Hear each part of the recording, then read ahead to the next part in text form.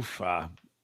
So yesterday on the way to the airport, I was monitoring the space flight. Ooh, this is so stupid.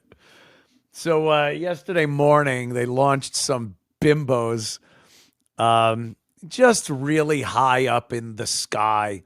This whole space thing. I think they made that line that dictates when you're in space a little too low. And just because you cross over it and then you come back down, I think there ought to be a criteria. You got to be there for a certain amount of time in a controlled flight, like orbit or something. Because first of all, what I found out also, 99% of the people don't even know what the fuck a space flight entails. And I'm not saying, it's rocket science, but there's so many confused people that were saying this was a hoax, it's fake, it was CGI, it never happened. I think it's bullshit, but it's bullshit in a way where it happened, but it was useless. It was a publicity stunt. This is, it's the 2025 version of what Circus of the Stars used to be. They used to have Circus of the Stars. They did that, I think, because like Battle of the Network Stars went over so well. People liked seeing these horrible actors from the 70s competing in sporting events. Christy McNichol is going to be doing the water polo segment. And it was just, it was stupid. I don't know how they got celebrities to do that. It must have been in their contract. Like in the fine print somewhere was, oh, and by the way, every year you're going to have to do a stupid sporting event. I'm trying to push that past actors' agents these days. Yeah, my client says, go fuck your mother. But yeah, they used to do that. And this was kind of that. You got a couple of celebrities, you got Katy Perry, a pop singer, and then you got Gayle King, whose claim to fame is she's Oprah's friend. But, she's been on TV, so kind of a celebrity. And then you got Bezos' wife, who just looks freakish with her plastic surgery. And she fucked a billionaire. That's her claim to fame. And then the other ones, I don't know. Maybe they went to science class and they, picked them to some girl from the Bahamas, I think. And she was in there. But they seemed more interested in their space flight costumes. Can't even call them space suits or pressure suits or anything like that. They just put these things on, and it looks like it was tailored by, Hollywood dressmakers. They could absolutely wear these uniforms, these space suits, to the Oscars.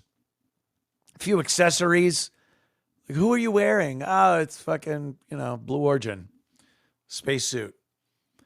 So they were very concerned about that.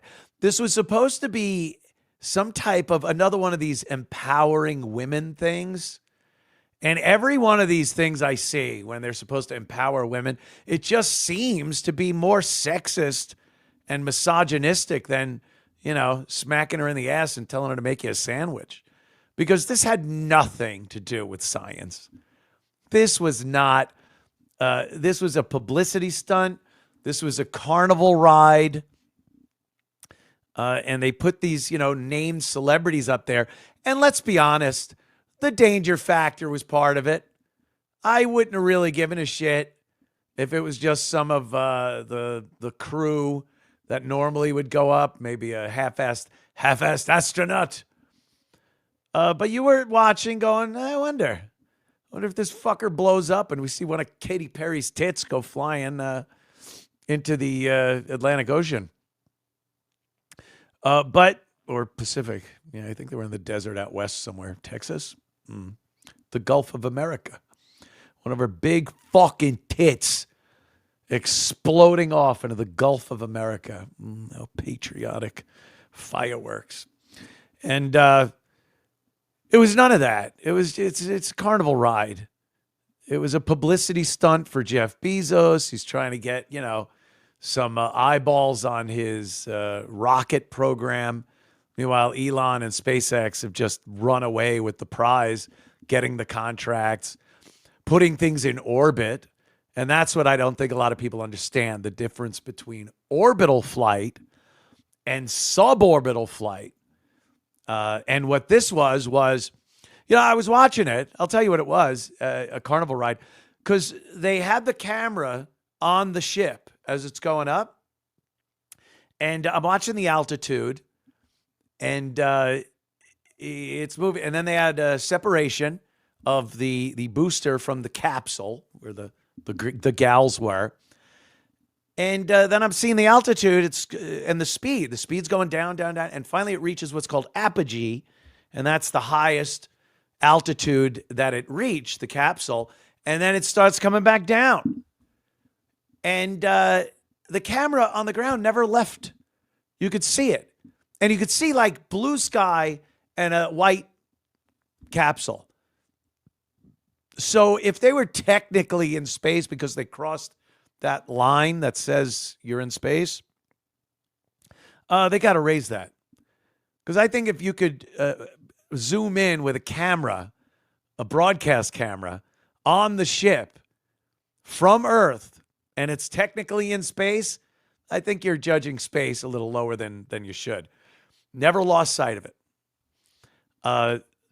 So it's suborbital. It's Alan Shepard did that. Alan Shepard was the first American to ride a rocket into space in that fashion. The Russians had done it already. But his Mercury capsule, one person, he got in there. They shot him straight up, and he goes into space. He experiences momentary weightlessness, and then he comes back down. And Alan Shepard later went to the fucking moon. I think you could categorize Alan Shepard as an astronaut. He also had some control, if need be, of the Mercury capsule he was in, but most of it was taken care of from the ground. Once they started doing orbital flights, the astronauts, John Glenn and the other Mercury 7 astronauts, had control, retro rocket control. They controlled things like jettisoning the jetpack and turning the capsule into the atmosphere, so the heat shield would be take the brunt of the friction of the atmosphere. And these girls did absolutely nothing. They didn't have to be in pressure suits. They're wearing, fashionable space suit that shows their ass and their waistline and everything, and tits. And they sat in a seat. They were blasted up. They unbuckled during the weightless phase, which lasted about almost 2 minutes. And then they had to get back to their seats and strap in for the re-entry portion and recovery portion. They didn't touch any buttons. They didn't steer the fucking thing. So, the criteria, I believe, for calling someone an astronaut, I think they have to serve some function during the flight. Serve some function that is integral to the ship going up and coming down safely and where they want it to be, conducting an experiment maybe, something like that. But these girls are just up there with their dumb hair and their dumb little stuffed animals. It was a chick thing. It was like a dumb chick thing. So, our new astronauts, when they welcome them back and they're like, they are now astronauts. No. You're insulting astronauts, real astronauts. You're demeaning women astronauts. Again, by saying, they're astronauts, you get these women that were in the shuttle program. Really the first time women were allowed to participate in that fashion, where they were a crew, part of the crew on these shuttle missions. And they had to train like every other astronaut, and they were there for a reason. They were performing experiments as scientists, or they were integral in the control and safe return of the ship. They weren't just along for the ride, which is exactly what this was about. What do you think? Katy Perry had to train like an astronaut would have to train? Go through some of those stress simulations for G-forces, and no, they went on an 11-minute long carnival ride, and they're trying to make it sound like, it was all empowering to women. Ugh, shut up. So we got a few clips here that I found interesting. I guess the first one we'll play is Katy Perry on space flight. This is her talking about, I guess, is this after she went? Yeah, this is right after the recovery. They opened the door. I got something to say about that too, because it was pretty goofy. But let's listen to the first words, the thoughts, the profound thoughts of one big-titted Katy Perry. Katy?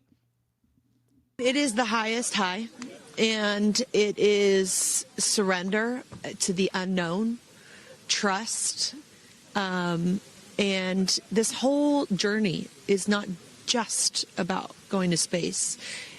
It's the training, it's the team, it's the whole thing. I couldn't recommend this experience more. This is like up there with all the, different tools that I've learned in my life, from meditation to the Hoffman process. This is up there because what you're doing is you're like really finding the love for yourself, because you got to trust in yourself on this journey. And then you're feeling the love when you come down, for sure. And you're feeling that strength. So I feel really connected to that strong, divine feminine right now. By the way, you're such a badass. I love that the month of April, you're like, I'm going to space and I'm launching my tour. It is the... Exactly.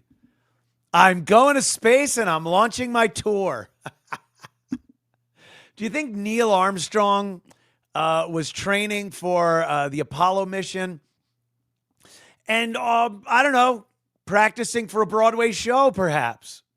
I don't know.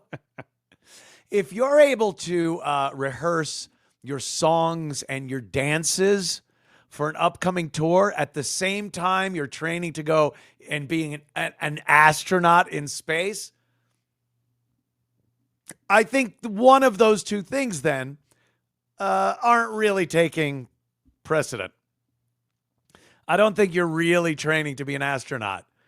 I'm going to guess and say a lot more work goes into you being a pop star and making sure you know the words and your auto-tune is fucking working and you know your little dance moves, more than, what even brought you up there.